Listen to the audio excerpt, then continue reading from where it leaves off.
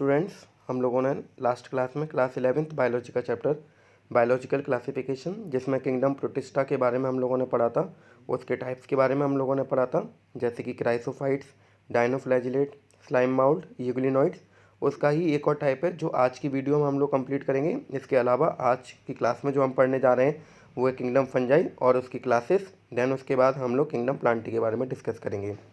Student, start करते हैं protozoan से। सबसे फर्स्ट पॉइंट है all protozoans are heterotrophs and live as predator और पैरासाइट। यानी कि जितने भी ऑर्गेनिजम्स प्रोटोजोन्स के अंदर आते हैं वो सारे के सारे हेटरोट्रॉफ्स होते हैं। मींस अपना जो न्यूट्रिशन है वो दूसरे ऑर्गेनिजम्स से ऑब्टेन करते हैं, यानी कि प्रीडेटर और पैरासाइट्स के तौर पर वो मिलते हैं। नेक्स्ट है they are considered as primitive relative of animals. Animals में जो कॉम्प्लेक्सिटी आई है तो सबसे सिंपल जो एनिमल्स हैं जो डेवलप हुए हैं वो प्रोटोजोआ के अंदर से ही आए हैं, और इसके अंदर सबसे बेसिक सबसे सिंपल प्रिमिटिव एनिमल्स हैं जैसे अमीबा, पैरामीशियम, यूग्लिना, और इसके बाद धीरे धीरे उनमें कॉम्प्लेक्सिटी बढ़ती गई है। नेक्स्ट है amoeboid move and capture food by pseudopodia, some are parasitic also. यानी कि जो अमीबॉइड्स होते हैं इनका ही एक सब टाइप है, सब क्लासेस हैं अमीबॉइड्स, जो कि नीचे आप लोग देख रहे हैं ब्लॉक्स में दे रखे हैं। अमीबॉइड्स के पास मूव करने के लिए या फूड को कैप्चर करने के लिए जो स्पेशल ऑर्गन्स प्रेजेंट होते हैं उनको हम बोलते हैं सीडोपोडिया। हालांकि इनमें से कुछ पैरासाइट भी होते हैं। नेक्स्ट है flagellated protozoans are free living और पैरासाइट। कुछ ऐसे भी ऑर्गेनिजम्स होते हैं जिनके पास लोकोमोशन करने के लिए फ्लैजिला होता है, तो ये फ्री लिविंग भी मिल सकते हैं और पैरासाइट के फॉर्म में भी मिल सकते हैं। नेक्स्ट है सीलिएटेड प्रोटोजोन जिनके पास लोकोमोटरी ऑर्गन सीलिया होते हैं, are aquatic and have cilia all over the body for movement. Next है स्पोरोजोन्स। स्पोरोजोन्स के पास कोई भी लोकोमोटरी ऑर्गन्स प्रेजेंट नहीं होते हैं और ये कम्प्लीटली पैरासाइट होते हैं। It includes organism that have infectious spores like stages in their life cycle. और ये इनमें जो लाइफ साइकिल इनकी चलती है तो वहाँ पर डिफरेंट टाइप के स्पोर्स प्रोड्यूस करते हैं जो काफ़ी इन्फेक्शियस होते हैं, डिजीज़ करने के लिए रेस्पॉन्सिबल हैं। इनमें से एक एग्जाम्पल है आपका प्लाज्मोडियम जो कि मलेरिया करने के लिए रेस्पॉन्सिबल होता है। स्टूडेंट, नेक्स्ट आप लोग देख पा रहे हैं यहाँ पर एक क्लासिफिकेशन का पूरा चार्ट दे रखा है। तो यहाँ जो प्रोटोजोआ की जो सब क्लासेस हैं वो on the basis of presence और एब्सेंस ऑफ लोकोमोटरी ऑर्गन के बेसिस पर यहाँ पर क्लासीफाई कर रखा है। जैसा आप लोग देख पा रहे हैं, सबसे पहले जो आपका अमीबॉइड्स जिनके पास लोकोमोटरी ऑर्गन्स जो है आपके पास सीडोपोडिया होते हैं, इसके एग्जांपल अमीबा और एंटामीबा। इसके अलावा फ्लैजिलेटेड जिनके पास लोकोमोटरी ऑर्गन फ्लैजिला होता है, यूग्लिना एंड ट्रिपैनोसोमा इसका एग्जांपल। सीलिएटेड जिनके पास लोकोमोटरी ऑर्गन सीलिया प्रेजेंट होते हैं, पैरामीशियम इसका एग्जांपल। स्पोरोजोन्स जिनके पास कोई भी लोकोमोटरी ऑर्गन प्रेजेंट नहीं होते हैं, प्लाज्मोडियम। नेक्स्ट है किंगडम फंजाई। सबसे पहले इसका first point they are achlorophyllous, यानी कि इनके पास कोई भी क्लोरोफिल प्रेजेंट नहीं होगा। हेट्रोट्रॉफिक, जब क्लोरोफिल प्रेजेंट नहीं होगा तो ये फोटोसिंथेसिस नहीं करेंगे, हेट्रोट्रॉफिक होते हैं। स्पोर फॉर्मिंग, डिफरेंट टाइप के स्पोर फॉर्म करते हैं अपनी लाइफ साइकिल के दौरान। नॉन वेसाइकुलर यूकैरियोटिक ऑर्गेनिज्म जिनके पास वेल डिफाइंड न्यूक्लियस प्रेजेंट होता है, लेकिन यहाँ पर कोई भी वेसाइकल्स आपको देखने को नहीं मिलेगी। नेक्स्ट है cell wall is made up of chitin और फंगल सेलुलोज। इनकी जो सेल वॉल है वो स्पेशल एक सब्सटेंस से मिलकर बनी रहती है, जो आपको याद रखना है वो है स्टूडेंट आपका काइटिन। नेक्स्ट है reserve food material is glycogen. ये अपना जो एक्स्ट्रा फूड मटेरियल है उसे ग्लाइकोजन के फॉर्म में स्टोर करते हैं जैसे एनिमल्स अपनी बॉडी में करते हैं।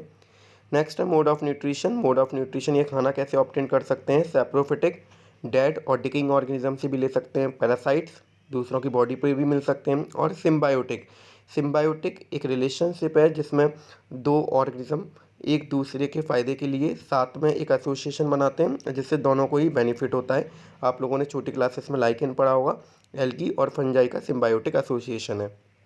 नेक्स्ट है रिप्रोडक्शन में भी वेजिटेटिव, यानी कि एसेक्सुअल रिप्रोडक्शन जो मिल सकता है उसमें फ्रेगमेंटेशन, फिजन और बडिंग के द्वारा।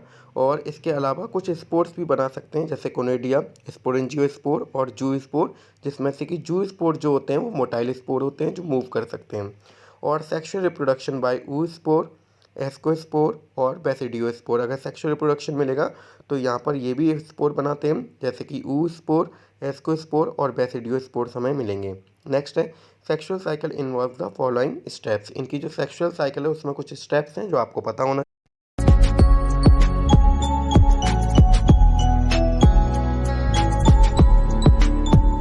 फर्स्ट स्टेप है स्टूडेंट प्लाज्मोगेमी, यानी कि जो प्रोटोप्लाज्म है सेल का उसका फ्यूज़न होगा, यानी कि fusion of male and female gamete. उसके बाद है karyogamy, fusion of two nuclei, nucleus का फ्यूजन होता है। उसके बाद है meiosis in zygote to produce haploid spore, meiosis यानी कि रिडक्शनल डिवीजन है, तो जायगोट में जो मियोसिस डिवीजन होता है उसके बाद हमें हैप्लॉइड स्पोर देखने को मिलते हैं। अब बात करते हैं स्टूडेंट क्लासेस ऑफ फंजाई। जैसा कि आप लोग नीचे फिगर में देख पा रहे हैं, यहाँ पर क्लासिफिकेशन एक चार्ट दे रखा है जो कि दिखाया गया है। सबसे पहले जो फंजाई की फर्स्ट क्लास है वो है फाइकोमाइसिटीज़, उसके बाद एस्कोमाइसिटीज़, बेसिडियोमाइसिटीज़ एंड डिटेरोमाइसिटीज़। ये सारी क्लासेस के बारे में आज की क्लास में हमें डिस्कस करना है। तो स्टार्ट करते हैं फाइकोमाइसिटीज़ से। फर्स्ट है they are found in aquatic habitat and on decaying wood in moist and damp places, यानी कि ज़्यादातर जो इसके मेंबर्स हैं वो एक्वाटिक हैबिटेट में मिलते हैं। इसके अलावा डिकेइंग वुड और मॉइस्ट और डैम्प प्लेसेस, नमी और छायादार वाली जो जगह है वहाँ पर आपको अक्सर देखने को मिलते हैं। नेक्स्ट है the mycelium is aseptate and coenocytic. Mycelium student होता है प्लांट की बॉडी, यानी कि यहाँ पर जो फंगस की बॉडी है उसको हम माइसीलियम बोलते हैं, और माइसीलियम यहाँ पर जो मिलता है वो एसेप्टेड मिलता है एंड सिनोसिटिक।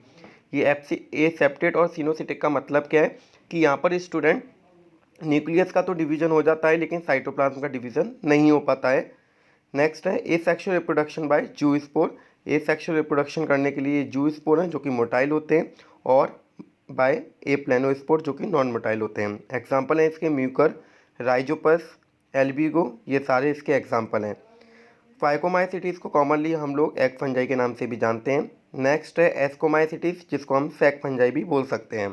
फर्स्ट इसका फीचर है दे आर सैप्रोफिटिक, यानी कि डेड और डिकिंग ऑर्गेनिज्म से अपना न्यूट्रिशन लेते हैं, डिकम्पोजर्स की तरह भी वर्क कर सकते हैं, और पैरासिटिक एंड कैप्रोफिलिस।